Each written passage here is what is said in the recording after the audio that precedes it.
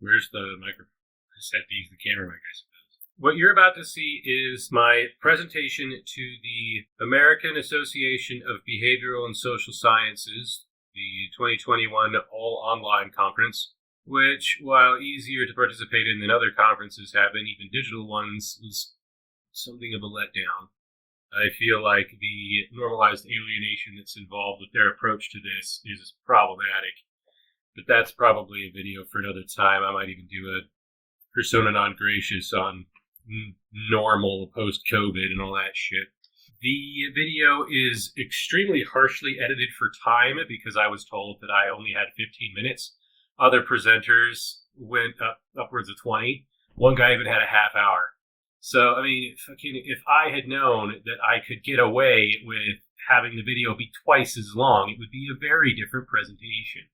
I even just cut out the intro. I was like, I don't have time for this. And I cut the intro out. I start at like section 1 of the paper and just go through the paper's introduction itself rather than I don't tell anybody who I am till the end.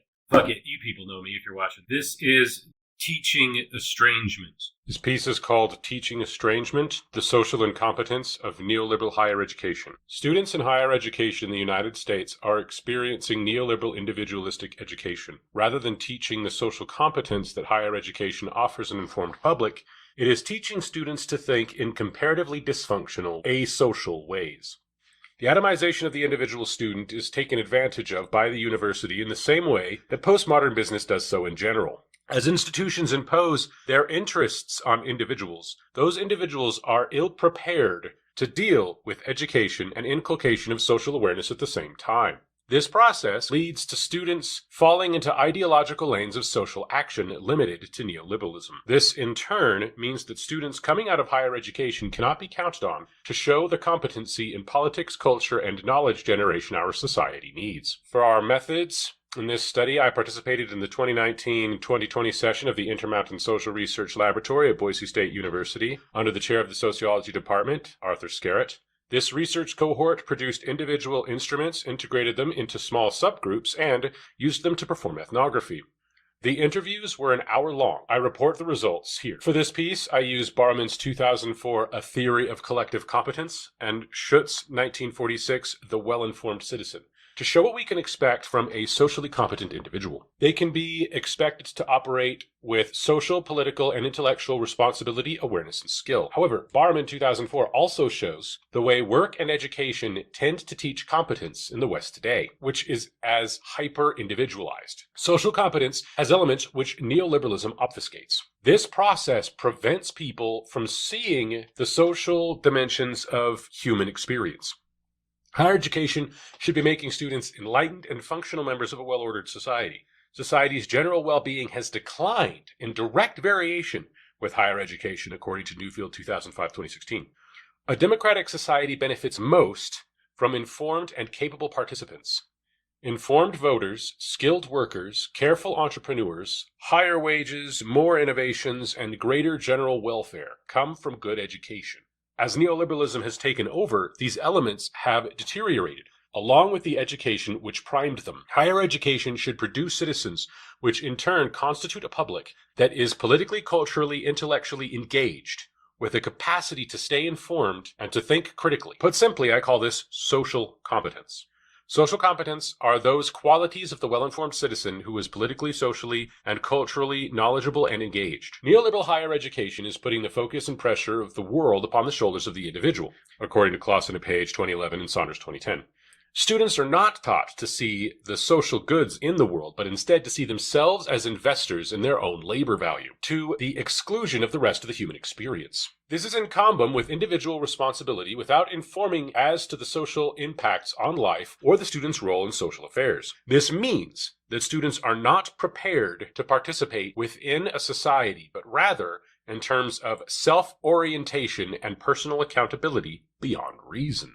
As an example of this, I have a quote, "There's going to be shitty situations out there. You got to learn how to live with that. Figure out how to not end up in that situation." Also, accountability, personal accountability, something that I would say is important It's like, I was 15 minutes late to class. You can blame traffic all you want to, but you have to take some of the accountability for yourself. End quote. 8906, Imstrel 2019 to 2020. What this person, in essence, is saying is that you have to be held accountable for what happens, even if it is the systems upon which we in society rely that has broken down. It's your problem to figure out what you're supposed to do about being trapped in a traffic jam. And if you don't, you fail the test of meritocracy. So let's discuss culture war and depoliticization. I've brought it up a number of times already. Students are taught to avoid politics. It's normal to not think about, learn about, or look into political matters. This becomes part of a pattern of power and responsibility delegation. Students delegate their political and social responsibilities to institutions, such as the university or the corporation, while the institutions teach them to keep personal responsibility in lieu of being socially aware. As another example, quote, 8714, if they want to sponsor buildings, go for it. There shouldn't be any restrictions on it. Put up your company name or organization or whatever it is. Although I guess there's something to that if your organization's going to go around killing people, stuff like that, some psychotic organization. Interviewer. I'm thinking like tax exempt. Not that bad an organization. All those organizations are above board. What if it was a controversial organization like Planned Parenthood or the NRA? 8714. I don't see anything wrong with either. That would probably have to depend on the board, depending on what they want to be looked at as. Do you think it's possible to have them both sponsor it? They can say, no, we don't want that, but we'll take you, or vice versa. That's too much politics for me. So they're not going to be involved in the decision or have any say in the decision that the university that they go to makes about political decisions, right? That is them saying that it's their responsibility of the place that they are going to make that decision, essentially for them. It's also worth noting here that the students' response is limited to branding, essentially. They think of this as a marketing opportunity, which it is. That's what this sort of thing, naming buildings after things, is about. But if we're talking about naming things after buildings being a mode of branding and not your political position, what you represent, or what role you play in the public, that makes it the deciding factor whether it's Planned Parenthood or the NRA, we are talking in neoliberal terms of value. The systems of atomization, as well as others, prime students to be subjected to impositions by the institution, the university.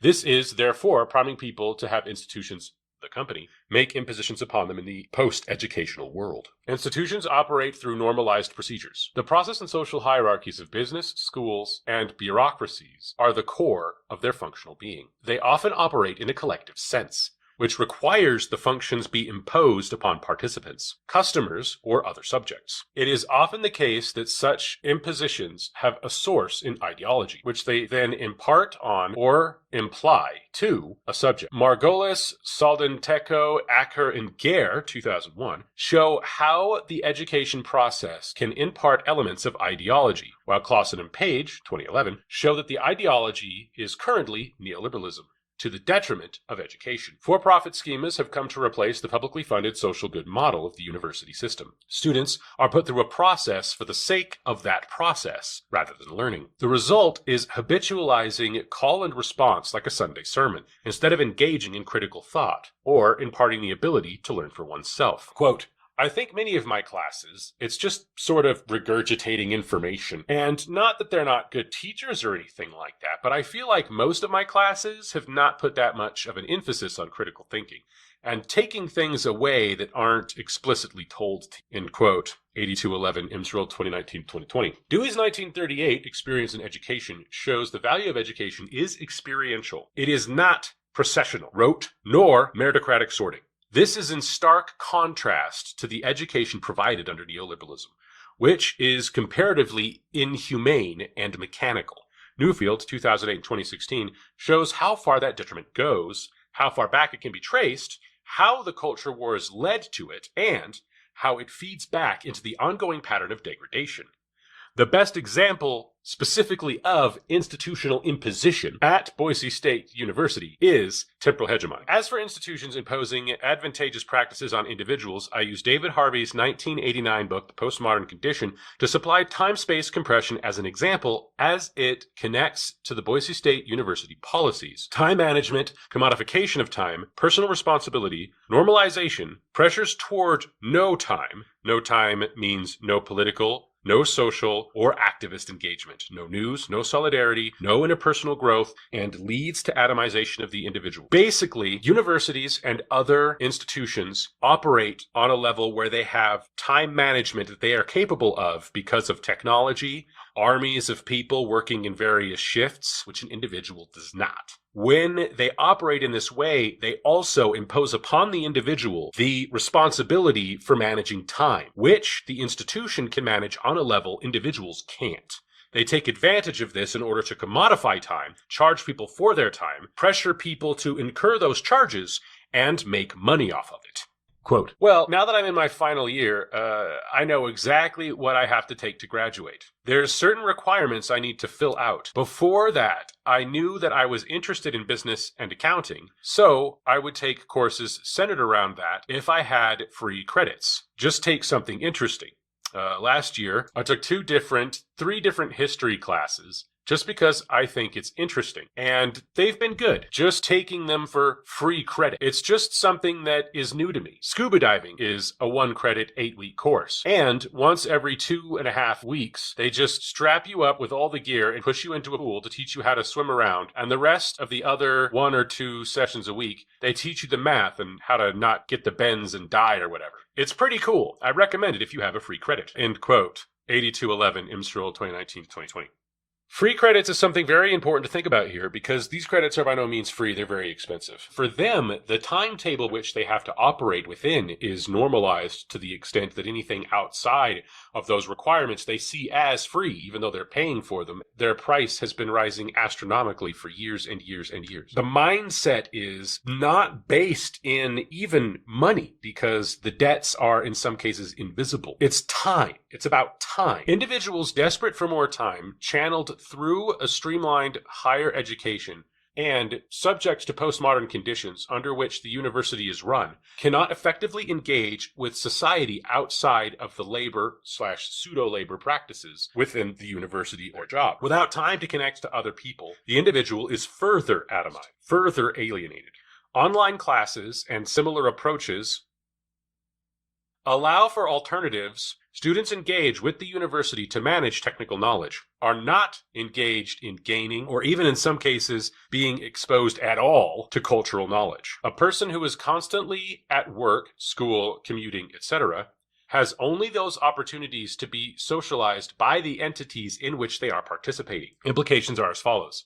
The welfare state allows a society to manage risks, but support for it can be endangered when ideology obscures its value to that society, according to Ackenberg, Yerkes, and Veen, 2012. The well-functioning of many firms, such as Japanese offices, relies on social competence, which an individualistic ideology lacks, according to Barham 2004. Quote, so I think that people should have access to it, but I don't think that education should be free. I think that things that are worthwhile and valuable need to be worked. So I don't know exactly where the question is going, but access meaning we have a public institution. It's open to anybody, gender, race, religion, culture, whatever. When it comes down to finances, that's everybody's individual situation. And there's resources for, in my opinion, anybody who wants to do it. It can be merit, works-based. A scholarship is basically a kind of reward. It just depends on whether or not they are viewed as a good investment. I think that free higher education would eliminate competition among universities and colleges, which is not necessarily a good thing, because when you have competition, you have good quality. If there's no competition, then what are they going to do better than the next one? End quote. 8786, IMSRL 2019-2020. A well-ordered society requires a well-informed public. In the postmodern now, that's often hard enough to expect. However, the process of atomizing students in higher education results in a public likely to take for granted that society does not exist at all, assuming that there are only individuals. This weakens the potential social awareness for subjects, which are then exposed to the normalization of ongoing culture wars. These wars, waged even now by the government of the state of Idaho against its own public university, as I am recording this, further normalize individualism, further atomize subjects, and further weaken the fabric of society in general. Business practices, such as temporal hegemony, are imposed by institutions upon people who cannot think in collective terms. Unable to meet the superhuman demands of the firm, people try to manage their own schedules with stoicism.